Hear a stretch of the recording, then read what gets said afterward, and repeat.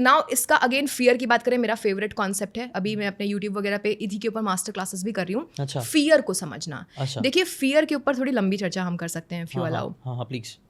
Fear, हमने सब समझ लिया कि कंफर्ट जोन से बाहर जाना है, हमने जिसे समझ लिया कि हमें रियलिटी इंटेंशन सेट करना है, आगे जाना है। बट इसमें जो सबसे नंबर 1 हमारा सेटन आएगा जो हमें रोकेगा, वो हमारा डर है। अब वो डर क्या है हमको समझना पड़ेगा। तो हमारे ब्रेन में एक पार्ट होता है एमिगडाला। एमिगडाला क्या करता है, अब हम इसके लिए थोड़ी एवोल्यूशनरी हिस्ट्री में जाते हैं अपनी, कि हम जब पहले, हमारा सालों पहले, सदियों पहले हमारा क्या काम था, जोमेटो स्विगी नहीं था, घर नहीं था, कुछ नहीं था, हमें शिकार करना पड़ता था, मार करके आना पड़ता था, उसमें हम भी मर जाते थे।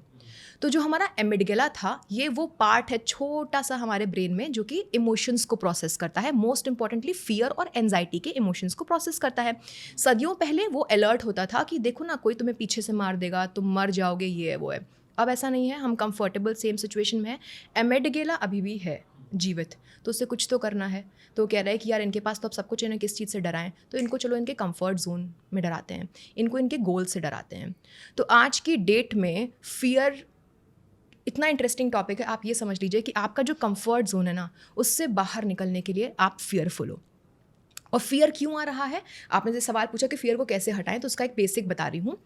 आप ये समझ लीजिए कि जो एमिगडाला है वो हमेशा सायरन मोड पे रहता है, अलर्ट मोड पे, कि इसको ना जिंदा रखना है, इस इंसान को जिंदा रखना है। और उसको लगता है कि ये जब अनकंफर्टेबल हो जाएगा, पेन आएगा, तो ये मर जाएगा। तो ये लॉजिक है, ये रीज़न है फियर का। Now you have to understand, are these fear real. आप सवाल पूछो कि आप किस चीज़ से फियर कर रहे हो, उसको लिख लो एक जगह पे। ये फियर का कोई एविडेंस है, मोस्ट इंपॉर्टेंटली कहाँ से आ रहा है फियर। फियर का एविडेंस जब आप मांगना शुरू कर दोगे ना, तो अपने आप सारे सवालों के जवाब आने लग जाएंगे कि यार ये तो मैं बस सोच रहा था, सोच के मैंने फियर को, एमिगडाला को इतना स्ट्रॉन्ग कर लिया।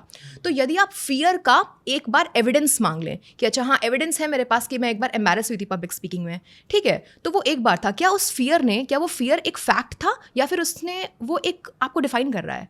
सो fear is just a fact, it is not your definition. आपने तो पूरा अपनी पूरी पर्सनालिटी को उससे डिफाइन कर लिया, वो तो सिर्फ एक फैक्ट था। तो मैंने इसके ऊपर भी वीडियो बनाया था कि failure is not you, fear is not you. Amygdala समझो, न्यूरोसाइंस समझो कि वो कैसे तुमको रोक रहा है, और तुम उसकी आंखों में आंखें डाल के देखो कि यार मैं एक छोटा सा कदम उठाऊंगा लेकिन मैं आगे बढ़ूंगा। एक छोटा सा कदम उठा लेते हैं ना, एक बार पब्लिक स्पीकिंग वीडियो बना लिया ना, वो फियर वैनिश हो जाएगा, क्योंकि उसको पता है कि वो तो जबरदस्ती आपको रोक रहा था।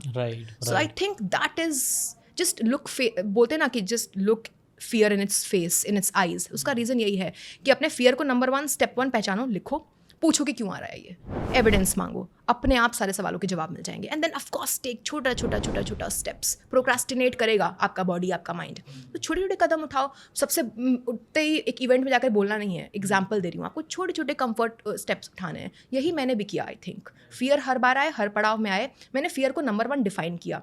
क्लैरिटी होनी चाहिए बस। The difference between a successful and not so successful person is clarity in every aspect. Be it intention, be it why, be it fear, everything, I would say.